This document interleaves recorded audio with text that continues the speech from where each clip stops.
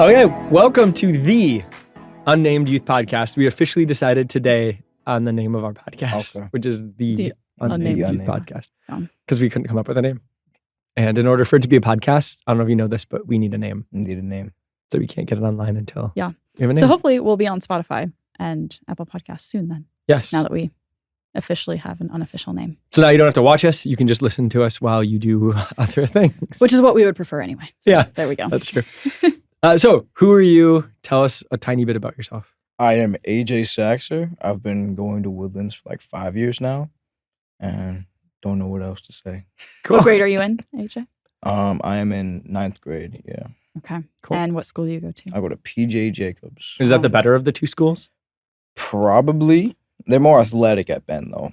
Wow, you're like one of the first PJ Ben people that I've talked to that didn't like hate the other school. I like it. Yeah, they're more athletic at Ben though, so. Okay.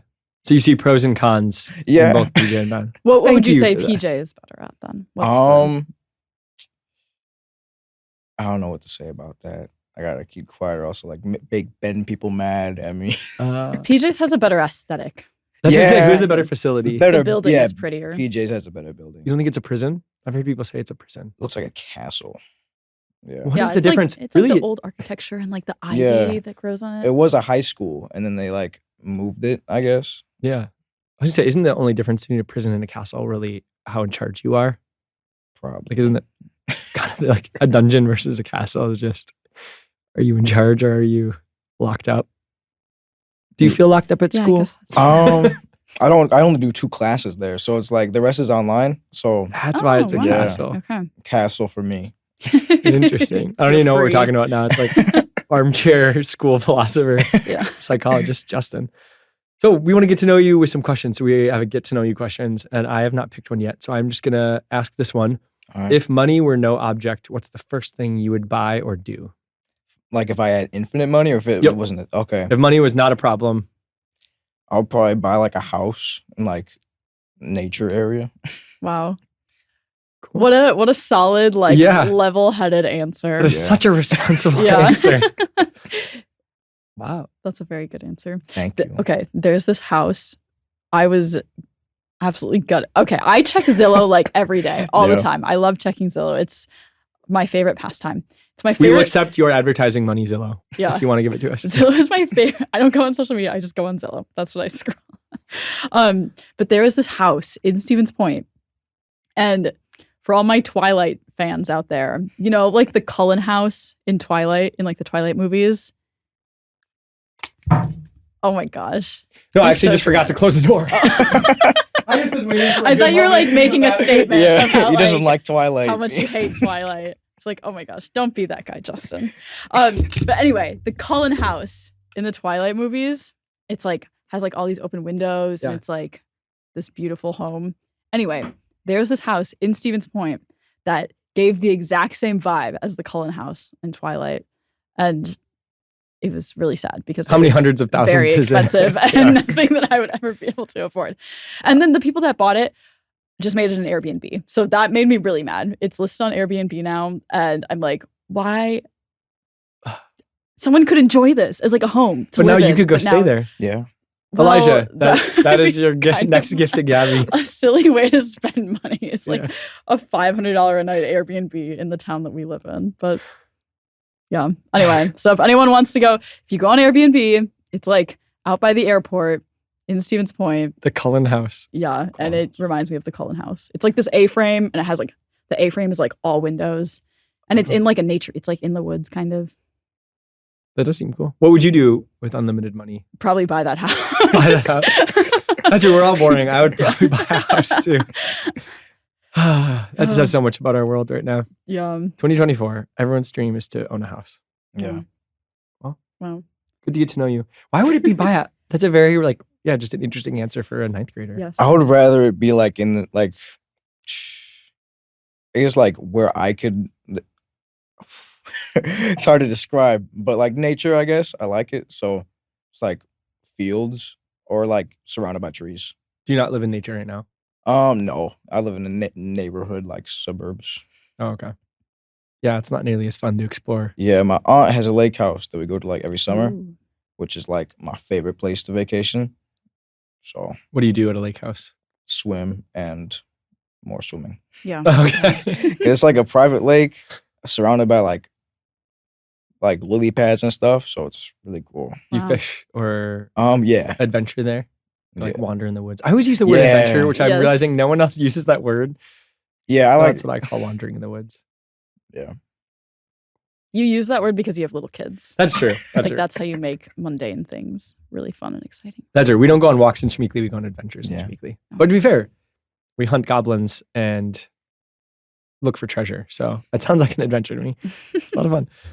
All right. So we are going to jump into questions. So All right. you sent in 10 questions when we did a Q&A in November. Yeah. But you told us on the way we were walking up here to have our conversation, and you told us a little bit more about these questions. I don't know if you want to tell them Like or how us I, again. how I found how I came up with the questions. Yeah. Where'd these questions come from? So 3 of them came from me and like what I wanted to get out of the way. Which 3 of those? 1 through 3? Yeah. Okay. And then 2 of them I got from like ChatGPT to like to ask questions, and then the rest of them, just like the rest of the 5 of them, I got from people around me. Wait, So, 3, 2, and 5? yeah. That's 11. You only have 10 questions. 3. Years. I got No, I'm trying to figure out which ones are your questions. 1 through 3, and then 4 through 5 from ChatGPT. Oh, never mind. Most You're of right. You're right. Yeah. Yeah. I'm bad at math. Not you. Sorry. Okay. So so should we jump into your questions first? Or should we Sure. go with ChatGPT's I questions totally first? forgot the questions, by the way. So Oh, here. This is okay. amazing that you forgot them. Yeah, it was a while ago. Yeah, this was in what, like November? Yeah. when we Does did that first this? one look right for a question you asked? Or is Yeah. that ChatGPT? Yeah. That's okay. Free will. Yeah. So you want me to ask it? Like how, Yeah, let's say- start with that one. That sounds How fun. does the concept of free will coexist with the ideas of predestination in Christian theology? So Yeah, can you flesh that question out a bit for people who don't know? So the concept of free will, God gave us free will when He put us in this world, so we're not required to follow Him, and coexist with the idea of predestination. So like, if we give our lives to God, then we are predestined to go to heaven. And that was my question. Like, how does that? Like, how can God Yes. decide who goes to Yeah. heaven and yet we decide to go to heaven? How does that work? Yeah. This is a question many people have asked for many, many years. Yeah. And Disclaimer, we will not answer it. yeah, Yeah. and smarter people than us have attempted to answer Yeah. it. What do you think about it? Like, where does your mind go? When I think so, predestination, you give your life to God. When I think of predestination, it brings about baptism in my head, like especially like baby baptisms. Mm. How you baptize your baby, and then some families believe that, like in different denominations like Catholicism, that they are predestined to go to heaven from that decision. Or I'm not fully educated in Catholicism, but I know that's like somewhat similar to how it goes. And then how it coexists with free will. So like, we give our lives to God, but you also have the decision between the time of your death, or that decision and your death, to do whatever you want. So you could go away from God during that time. So you're actually talking a little bit more about assurance of salvation and less Yeah, about I guess so. predestination. Yeah. That's Mhm. helpful. Predestination is a little bit different than you've been describing it. It's an idea that God decides who gets to go to heaven and who doesn't before people are even created. Okay. Yeah, So like it would be the idea, yeah. He created you, AJ, Oh, and he has already yeah, yeah. decided where you will go. Mhm. Every decision we make is already, Yeah. That's a different one. Which we also Yeah. will not. Yeah. So Yeah. Well, I mean, there's the idea of like predestination and like total like determinism. Where like Yep. so like that's even Yeah. so some people would say like God has determined like everything that we will say or do, which like then again becomes this like messy thing with Yeah. Mhm. free will. Like how much do we do on our own autonomy versus how much Mhm. how much does God's sovereignty play into that, and what Yeah. role? How do those things work together? Yeah. Both in the decision of like a really important decision, like are you going to follow Jesus or not? But then also in decisions like Every day. Justin wore a sweater to work today because he knew it was going to be cold in here. Yeah. Was that my decision or was that determinism? Which would you rather talk about? Determinism. That was more what I was thinking, I guess, when I wrote the question. That makes more sense with the contrast with free will. Yeah, that's an interesting one. Because I know there's been times where I've tried to like logic it out and think, well, if God created every part of me, like, or I'd say it like this. If you have your biology and your environment, and those are the two things that drive what you do, well, God created my biology. So he created every atom, the way I think, the way my synapses fire, God created that. And he also gave me my environment. Like he put me where I am with the family I am. So I didn't really get to choose either of those things. Yeah. So it's like, it's weird because sometimes I think like, well, what decision did I make that didn't rely on one of those two things? And it's hard to find one that didn't. And so that's why this is a little Justinism. I don't like the term free will because I think free we think of as completely uninfluenced. So we think of free will as meaning like I get to make a decision that no one influences my decision. Yeah. And I like the term meaningful will, that we have decisions to make, but those decisions have all of these environments and who we are and how God made us tied into them. So my conclusion ends up being the Bible says that God is in charge of everything, and yet he holds us responsible for what we decide to do. Yeah. I don't know how that's going to which basically is a short way of saying, I don't know. But yeah. Yeah, one thing I like to think about when it comes to like predestination, or in terms of my thinking, is like if I was that person and I grew up the same way they did, I would have made the same decision in that situation. So I can look at someone like judge them for what they did, or I could like, oh, if I was them, I would have done that same thing. Yeah. So. Yeah. None of our decisions exist in a vacuum, right? Yeah, that's kind of that idea there. But yeah, I think the conversation of what decisions are we responsible and how much do our decisions interplay with God's sovereignty and like power over the world and over our lives.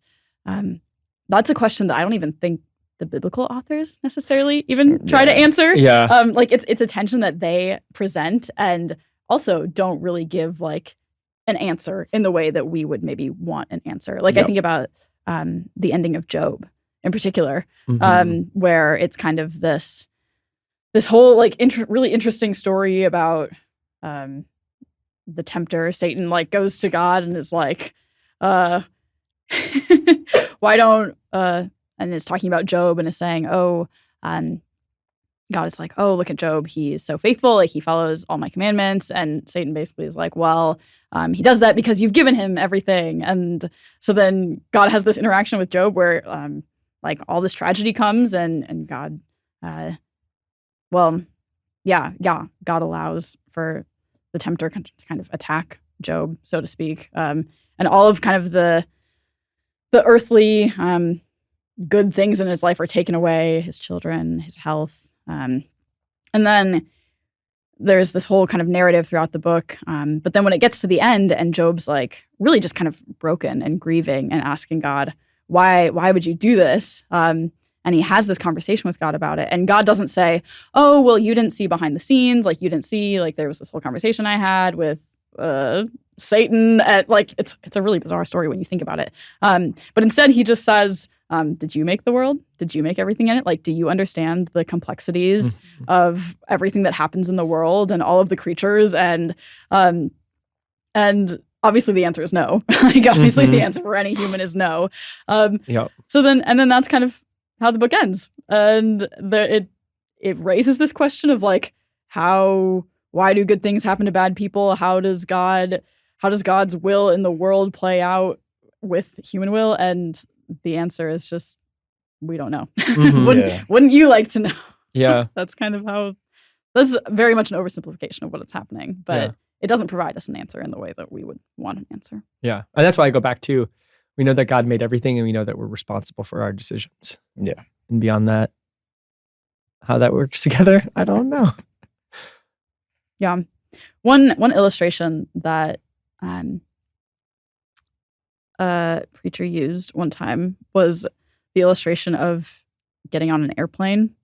And basically he was saying, I don't understand the like aerodynamics of a plane. Like, I don't understand all the engineering and all the decisions that went into like making this airplane be able to fly. But I trust it enough with my own life that I get onto the airplane and think that it's going to get me where I need to go safely. And he kind of compared that to, God's sovereignty, so to speak, of like, we don't really know how it works. But as Christians, we have this one life and we're going to entrust it to God, trusting that somehow his power and our decisions are gonna get us there safely. Yeah. And that's what even gets weird with, like, if you think of two other stories, or like in Romans, it talks a lot about this in Romans like 9 and 10. And then in Genesis with the story of Joseph, there's this line that, I don't know if you know the story of Joseph, where, I don't know if you know it at all. You're like not reacting at all. I know the story of Joseph. So the brothers sell him into slavery, and then when they come back to him and he ends up saying, hey, I'm like mostly in charge of Egypt, he has the line to them where he says, what you meant for evil, God meant for good. And so it's similar to this Romans line that says God works all things for good for those who love him, or it's hard to translate lines. So there's some different translations of it. But it gets into this weird question of, wait, they were doing something wrong, but then through it, God was doing something good. And then like I just have to kind of sit in like, well, how could that be possible? Yeah. Like, do we still have meaningful will where we decide to do things and yet God's also still in control, which is kind of a weird thing to hold, because we kind of think, oh, if God's in control, it means he wouldn't let someone do something. But that's not what we see in the Bible. So God is somehow in control in a way that doesn't take away our ability to meaningfully change the world, which I think is just like a hard thing to hold, but also kind of exciting. Yeah. But I think what an even powerful picture though is that it's not that God takes away people's ability to choose to do like evil or bad or wrong. It's that God is so powerful that even when people choose to do bad or wrong or evil, he uses that to bring about good. Yeah, he weaves a path to the future that is the way he wants it. Yeah. Like when I think of like bad decisions I've made, it's shaped how I've become now. So yeah. It's a good question. All right, 1 down, 9 to go. Do you want to read the second one? Yeah, go to the second one. This is fun. Can you explain the Christian perspective on the problem of evil and why a benevolent God allows suffering? Yeah, it's similar. That's kind of where Job comes in. There's similar questions. Yeah. There's a couple ways to answer this question or to respond to it, because I don't think there's a good answer to it. Yeah. I think one of the reason it's so tied up with free will is the main Christian response is free will defense.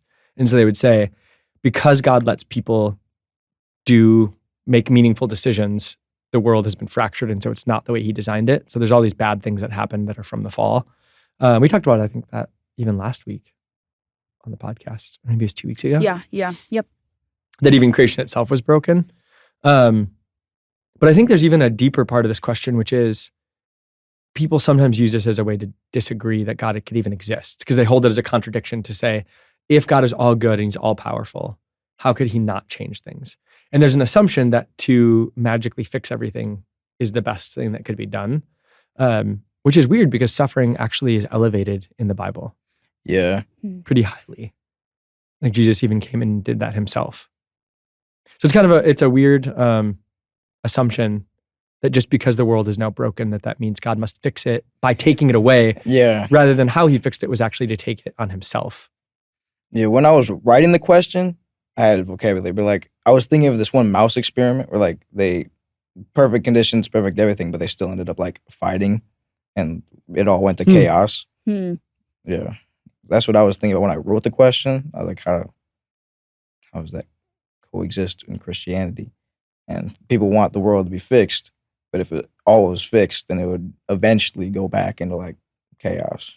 Yeah, that's the narrative of Genesis 4 to 11. Yeah. Every time God like resets it, like, oh, but people are still there and they're still evil. Yeah.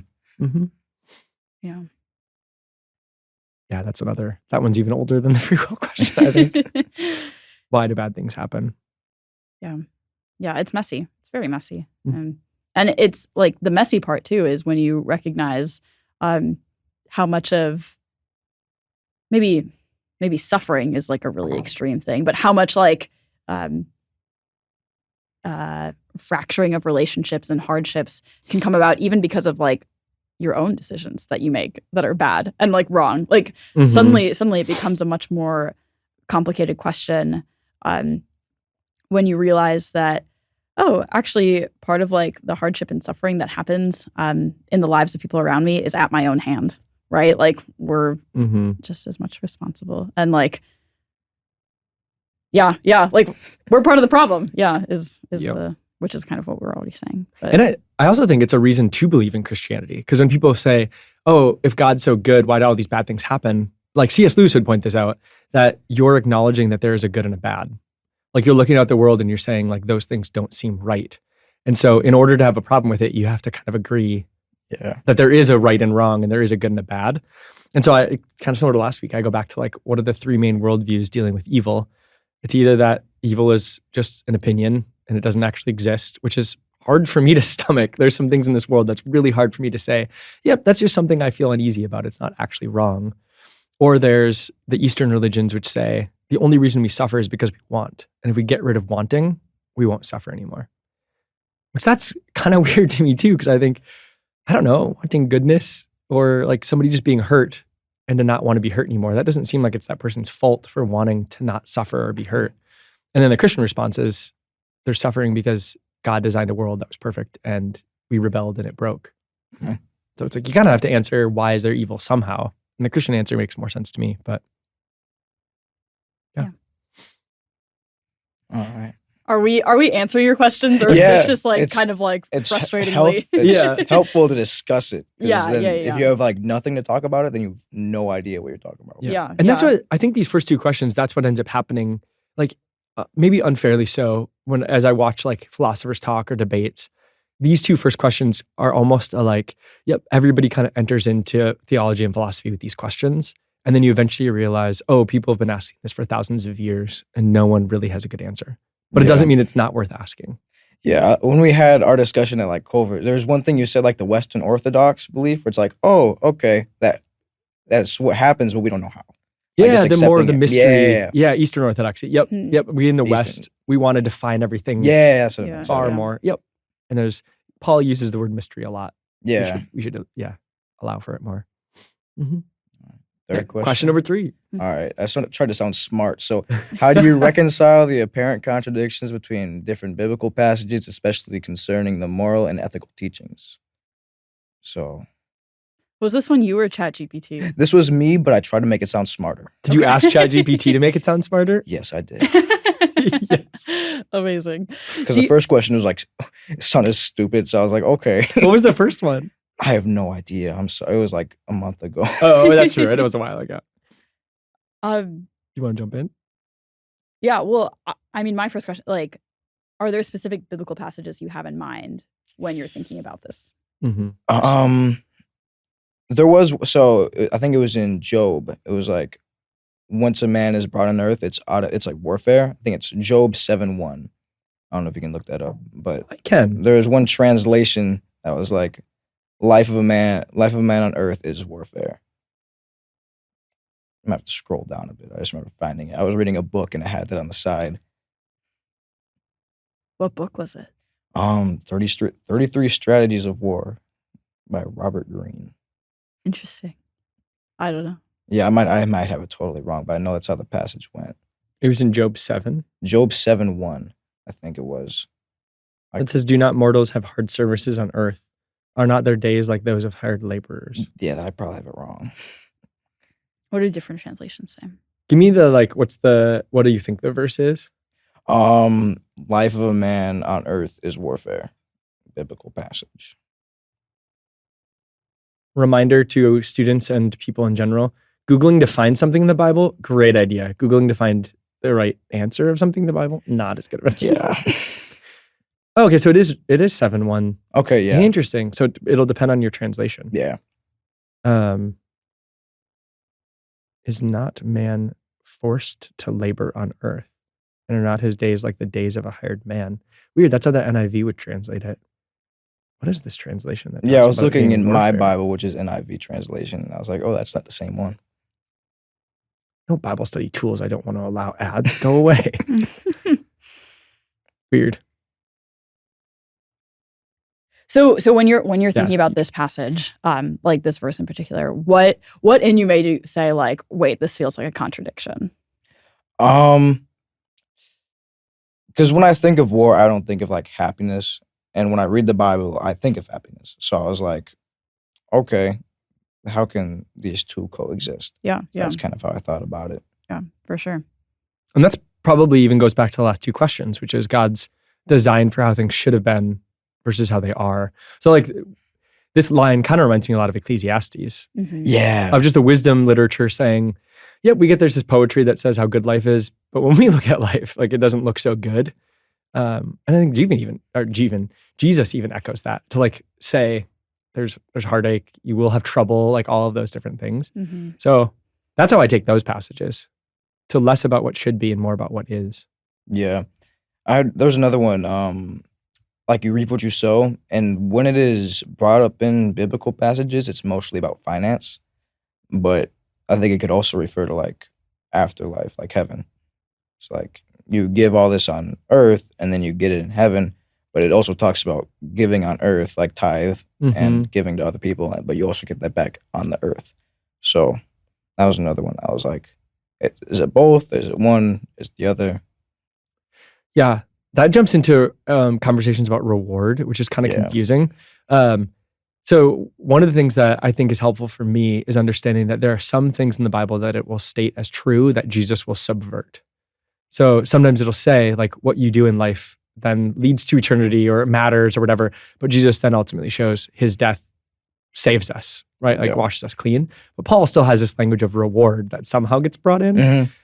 And I don't know how, like, I don't know what a reward in heaven looks like. There's some like strange lines about ruling over even angels. Yeah. Of responsibility, of escaping through fire. And so there's like these metaphors of your works being burned up and the things that are like precious metals will stay. But the weird thing is they're usually in metaphor. So it's hinting at somehow what we decide to do on earth will matter. There's language of crowns, getting rewards. Yeah. Like when I think of heaven, it's like perfect, but like how do other people get perfecter? They get more perfect. It's like Animal Farm. Yeah. In heaven, we're all equal and some are more equal. Yeah. Hopefully it's not like that. Yeah.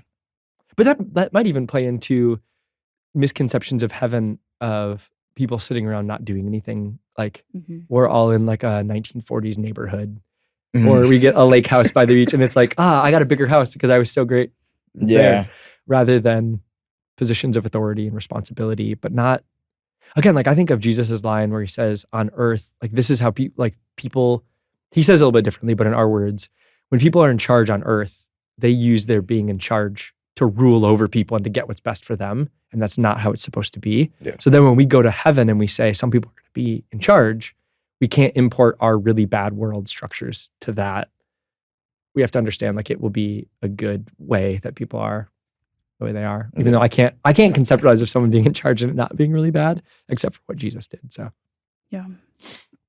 And yes, really good, difficult questions. And I think one of the things about like reward in heaven too is we only like the only lens and the only way that we know how to view the world is through like scarcity, essentially. Like this idea of like there's not enough. Like and that is just kind of the reality of this world is like there's a limited amount of lots of things and one person having X means that someone else can't necessarily have X as well. And that's just how the world is. So it's really, it becomes really difficult to then conceptualize heaven when all we know is scarcity rather than abundance and like, God's generosity in a way that we just can't even really wrap our minds around. Yeah, like imagine, like sometimes I try to put like practical examples to it and I think, okay, if I owned a big house and I wanted to help people, I would realistically be worried about the people I'd bring into my house. I have a 1-year-old and a 4-year-old.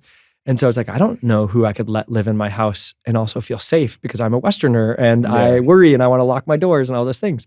But then I think, well, in heaven, I wouldn't be worried at all. Like if I had a big house and there were people who didn't have a place or they just wanted to stay, I wouldn't worry 1 second. There's no sin, there's no evil. And so even like what it means to give, I think of Jesus' line, it's better to give than to receive. Like if there's some measure of differentiation in heaven, but that differentiation is met with this like abundant generosity that has no fear, no worry, and it's just relationship building giving. forever. I'm like, that sounds incredible. Like I'm going to get gifts in heaven that I then get to freely give to other people to build relationship and to share. And so as you start to like pull yourself out of this like worldly sinful mindset and go, what could that look like? It starts to get kind of exciting, which is cool. All right. On to what ChatGPT wants to know. Ooh, okay. All right. In a world with diverse religions, how do you justify the exclusivity of Christianity in providing salvation? To me, honestly, this is an easy one. Yeah? Yeah, because I think every religion, every worldview is exclusive because you're saying this is what we believe. Like, I think one of the biggest, maybe you had even brought it up last week of the elephant, or maybe that was something I was listening to, where there's this like analogy of everybody's blind in a room and they're like feeling an elephant. And somebody's describing a trunk and someone's describing the leg and someone's describing the body, and they're all describing differently the same thing. But in that analogy, the person describing the analogy knows the elephant. So they're acting like, oh, none of us know the truth, but secretly the one giving you the analogy knows the truth. So they're being exclusive. They're saying like, I'm right and you're wrong. You only see part of the picture, I see the whole picture, which is what they're criticizing Christianity for doing. Yeah. So anyone who would make a critique of Christianity say, oh, Christianity is exclusive, they think their truth is truth. Like, so do you. Yeah. like at least acknowledge that you think you think that I'm wrong, which is telling me you think you're right. So at least be like intellectually honest enough to say you think the way you see the world is right. Which do you have ever heard of the show House? It's like a medical drama. I've heard it's Full older. House. Not Full House. It's actually more recent than Full House, but less iconic. There's a line in the movie or in the show where he says something along the lines of like, I find it hard to operate under the assumption that I'm wrong. And I think that's most people. Yeah. Like we don't walk around just going, I'm probably wrong about everything. Like, why would we live that way then? So yeah, you don't get into fights you want to lose. Yeah, because you believe something, because you think your reasoning is right. So to me, that just seems like a strange. Yeah, every worldview is exclusive to some extent. Mm-hmm. Yeah. And exclusive is just a weird way of, it's a weird way of phrasing it that's unfair maybe to Christianity. Because the people who say they're inclusive, they're not. They're not inclusive to views that are different than their own. Yeah. But, yeah. All right. Second one. How can Christianity address contemporary social issues such as gender equality and LGBTQ plus rights, given diverse interpretations of biblical teachings? When I read this, I was like, that's a good question, because I'm sure there's people in the church now that are like new and they don't know how Christians believe about it, how they should talk to other people about it either. So. Yeah. Do you want to go first? Or you want me to? I never know if you want me to talk or you want to talk. I feel like I talk too much. I never know what direction you're going to take things in, which I guess you never know what direction I would take things in either. I thought you were going to say, I don't know what direction I'm going to take things in. And I was like, that's probably pretty true.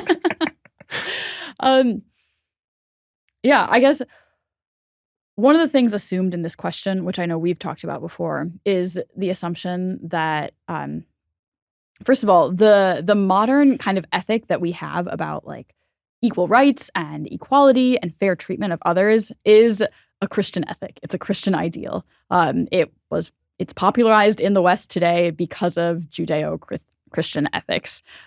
Without Christianity, the idea of equal rights and equality and everybody treated fairly and the same would not be as prevalent as it is today. It would not be the assumption that people bring to the table like we do, like most people do in the West today. So I think that something like women's equality or LGBTQ rights is used as kind of like a gotcha for Christianity sometimes, even though like what the question often doesn't realize is the assumption underneath their question is a Christian assumption to begin with. Yeah. So that doesn't answer the question necessarily, but that's the first thing that I would say about that question. Which is great, because that leads to what I was going to say, which is the ethic of love, which, I think rightly so, what non-Christians would criticize Christianity for is it was this religion founded on caring and loving other people. And we, through time, as a Christian church, missed that in a lot of different ways. And then what they kind of do is they use our own ethic, the ethic of Jesus, to critique us, which I think is fair. It's fair, yeah. And so there's areas where we would disagree with what the world thinks is right. And I think that's fine to acknowledge. But where we really went wrong is how we treated people. So I'd say like how we address contemporary social issues, first and foremost would be to, and I don't want to say return to the ethic of love because I don't think Christianity lost it. Like I think that's a dramatic overstatement. But I think of maybe just continuing to identify and refine where we've missed or forgotten or got sidetracked when it comes to what it means to care for other people. And how to, like, I think our entire world, myself including, could learn better how to disagree and still care about the other person. Yeah. Yep. Because it's hard to do. It's easy to do when it's like the three of us sitting at church. It's a lot harder to do when it's somebody who you disagree with about something that's personal. Like, I think when it becomes personal is when it becomes far more emotional and difficult. Yeah. So take that, ChatGPT. All right, number 6. What is your stance on the relationship between faith and science, particularly in the light of conflicts between biblical narratives and scientific evidence? So like the Christian and science debate. How does that? Yeah. My stance would be that I think when it comes to faith is like a big word because there's a lot of different things it means. Yeah. I'm assuming what they mean is between the faith, as in between Christianity and science, not faith as a concept of trust. Yeah, just like, I would say that I think if you take like the text of scripture and you take scientific discovery or argumentation, they're just completely different genres. It's like, imagine somebody who lived by, what are the Cullen books? Twilight. You took somebody who lived by Twilight and they said, like, Twilight guides the ethic of how I live. Mm-hmm. In some ways, that's a different, now again, I'm not comparing Twilight to scripture because I think the Bible is a far better, infinitely better. Sorry, I'm just imagining what it would look like to take Twilight as your ethic of how you... That'd be scary. There are some huge problems with those books. But the idea is like you have genres of scripture and the Bible is multi-genre. One of my friends likes to call it a library rather than a book, which is helpful. And so you have this book that goes from the pre-modern or like 4,000, 3,000 BC through about 170 AD, somewhere around that time. That is a huge range of time periods that you're writing in. It's writing in poetry and narrative, in law, ancient law, not modern law. So it has all these different genres. And then you have modern science, which is we are going to create a hypothesis, we're going to test it, and we're going to give you the conclusions from our tests, which aren't even immutable conclusions. They are, this is what these tests showed. And we might be wrong. Yeah. So in my mind, I'm sad that they became so conflated that somehow people are looking at them as things that need to fight each other instead of... Yeah, because they can coexist in the same, not everything, but like parts of it. And so maybe the question would be, what do you do when they disagree? Yeah. And I think I would say, ask questions, walk humbly. I think if science starts to say something that the Bible doesn't say, ask the question, maybe we understood the Bible wrong. Like maybe we just didn't get what it was saying. I think of the sunset and the sunrise of like, oh, does that mean the sun doesn't actually rise and set? Or does that mean a sunset is our way of describing what the sun is doing? Yeah. There's a lot of places in the Bible where we can look at and go like, oh, maybe we just took that to mean something it doesn't mean. Or to say, hey, the scientific like conclusion, is it actually a conclusion? Or are they just trying to best figure out how it works? And maybe I don't need to put too much stock in it.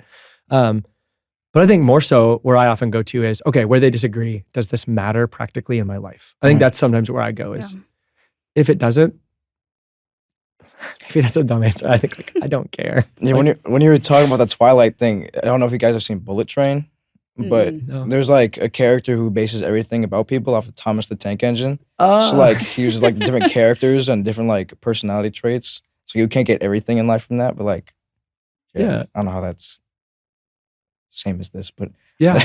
I think when I think about the kind of science and faith question, one thing that I often go to is often science and the Bible are trying to answer like two fundamentally different questions. Like they're not even necessarily asking the same questions to begin with. Yeah. Like a lot of times the Bible is asking questions that most scientists would like agree that science is not attempting or designed to even answer.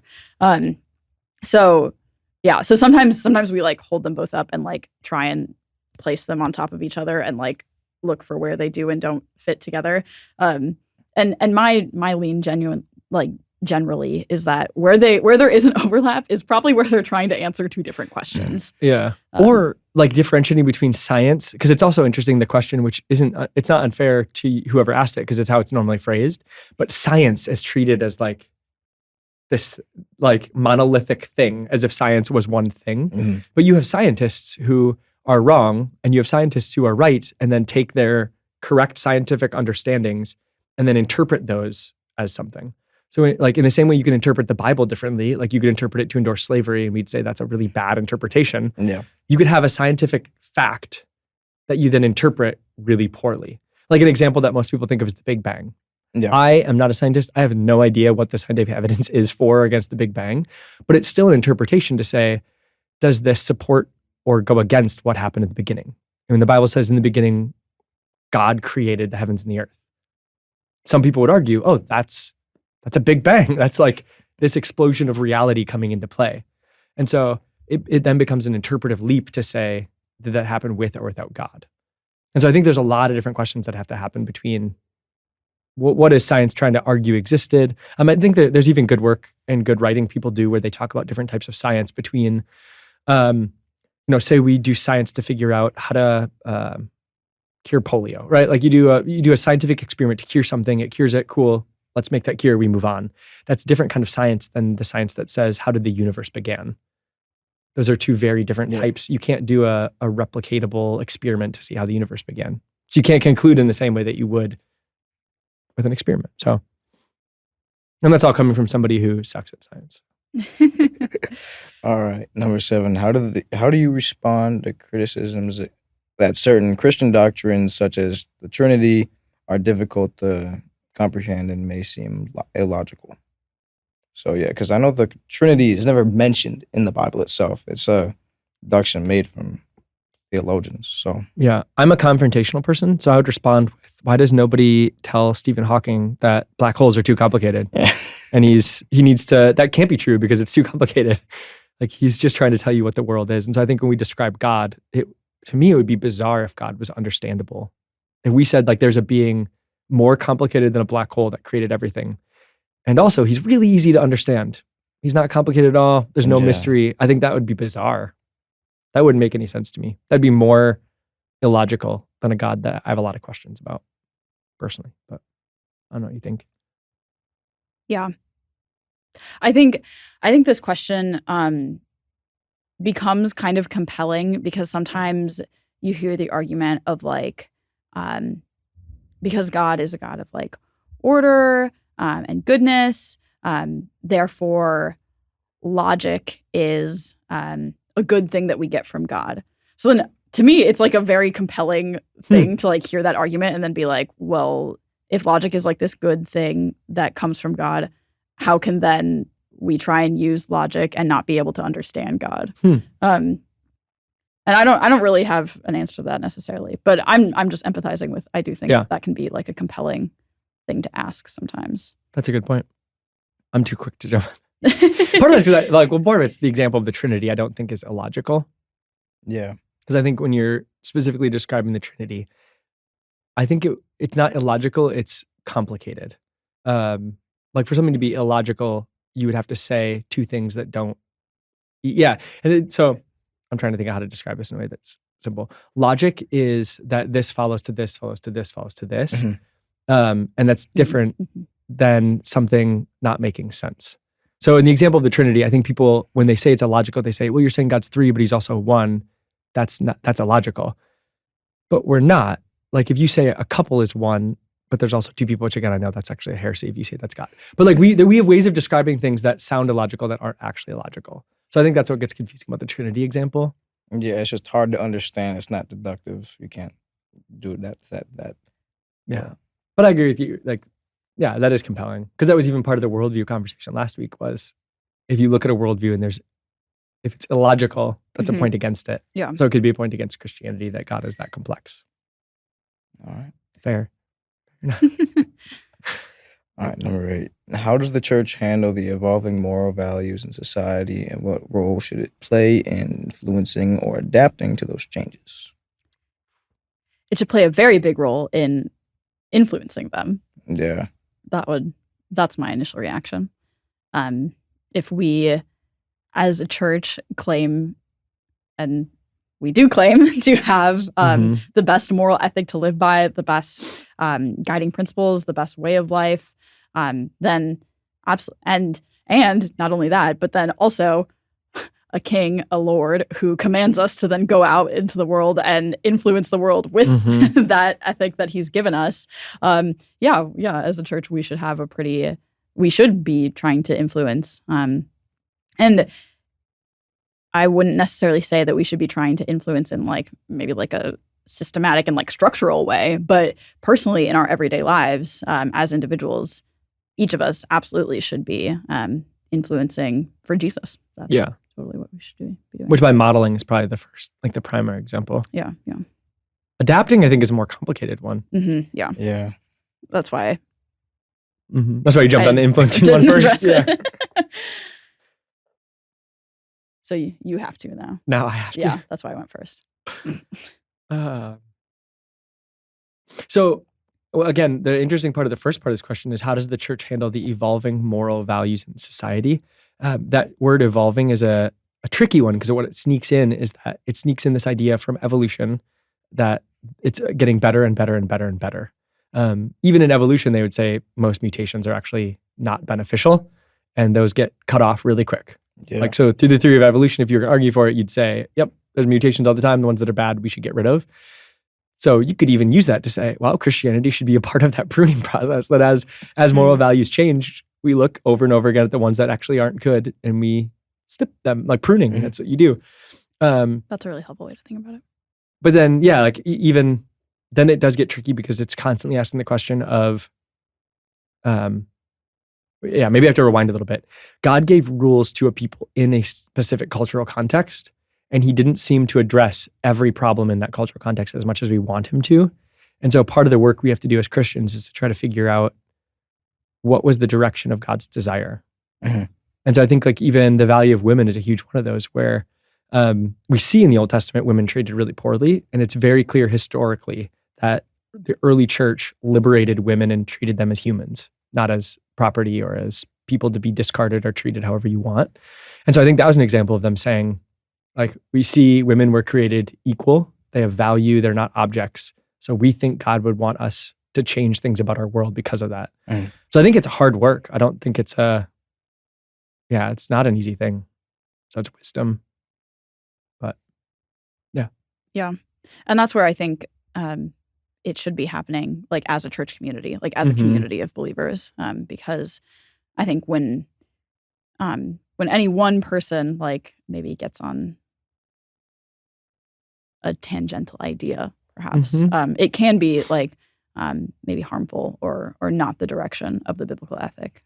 But that's why we have these conversations like in community and in a group setting so that we can helpfully push back on one another when those things come up. And with humility, because I think the church and Christians in general need to be able to look at the world, and when they do something and we go, oh, that actually does look more moral than what we're doing, we might have messed up. And then saying like, oh, let's re-examine why we're doing what we're doing and maybe we should change. Yeah. Recognizing that like, as Christians, we will always use the Bible as like our standard of our ethic as well. But it helps us reflect. All right.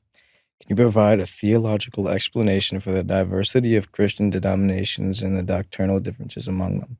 So like different denominations and how they... I can. Can you? I feel like you're going to give a...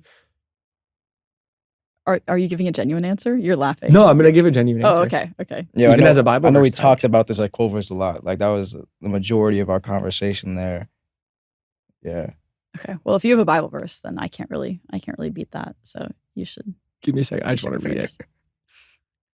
You give your answer first, and then I'll. Well, I don't want to give my answer until I Okay, fine. I'll read it. Okay. That's So this would be my it's kind of tongue in cheek, but it's also a real answer, and it'd be Genesis 3:5. For God knows that when you eat from it, your eyes will be open, and you will be like God, knowing good and evil.